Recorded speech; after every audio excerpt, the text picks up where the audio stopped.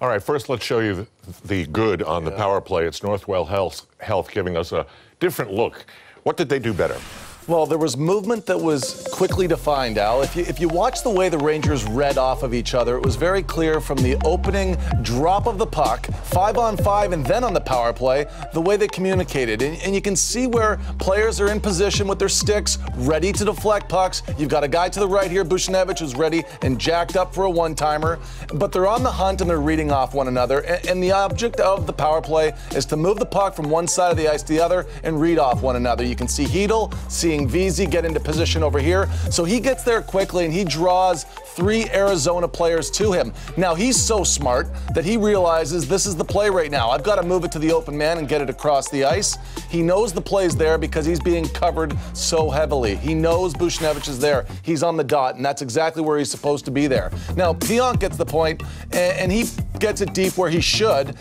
Hayes is reading off of it, and you can see checking his rearview mirror here as he approaches the puck and reroutes himself for Nemesnikov is exactly the play where they read off one another. That's a good stick. I'd like to see that stick by the defenseman in the D zone the same way and pressure the puck. Zuccarello then releases, and you can see the puck come across the slot line again.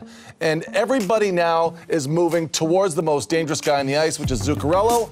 Now he moves it in one touch. He doesn't dust the puck off and he doesn't reset, but he passes it across to Hayes. That's the right play right there. Now look, you're coming into this game and the Rangers have only done that 7 times all season, and they do it 5 times in one hockey game. That's what's really important to me when you see them now define what's important.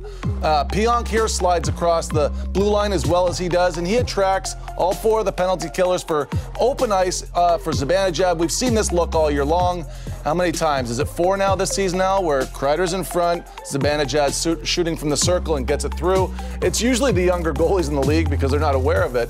But if you're going to talk about the positives, I thought there was a lot of positives. And if you look at the top power plays in the NHL, if you go to Tampa Bay, who's leading the league with 25 across the ice passes, we saw it the other night. And if you're looking at the Winnipeg Jets or the Boston Bruins, these are all the top teams in the league that are doing it. Coming into this game, the Rangers were dead last with 7. Getting it across the ice. So they now just vaulted themselves up a little bit, and we're just talking about the power play with 12 after having 5 tonight. At least that changes things from their perspective. 2-0 at the end of 1. The Rangers added the third to go up 3-0. Then they got in some serious penalty trouble, and Arizona scored on a power play goal, and then obviously 2 more in the third period to send it to overtime, which was really weird. It started off, Arizona had the puck, it felt like almost the whole thing. Yeah. And they're skating around, la-di-da, and I'm thinking to myself, what are they doing? And then all of a sudden, things got crazy. The end of the overtime leading up to Derek Stepan's goal was wild. It was wild, and that was an overtime that came in like a lamb and went out like a lion, and it was back and forth. But Arizona was trying to keep the puck and not give it away unless they saw something. To the Rangers' credit, they weren't showing anything early in the overtime, so Arizona didn't take the puck into any kind of contended area to try and make something materialize. But when you see that overtime and you're saying how close this hockey game is as far as fraction of inch, you're seeing a breakaway chance go one direction, you're seeing Hayes just miss, and it ends up in the back of the Rangers net by Derek Stepan. But if you watch this play here where Keller takes it to the net, Lundqvist lands on him, and I thought he held him a little bit there, and obviously I do the same thing. The funny part of that, though, is as this play turns, and there's a huge save on Kreider, it goes right back to Keller as he gets up after being held. And I'm wondering how Henrik is managing his mindset here. He shows us, and he has a big save.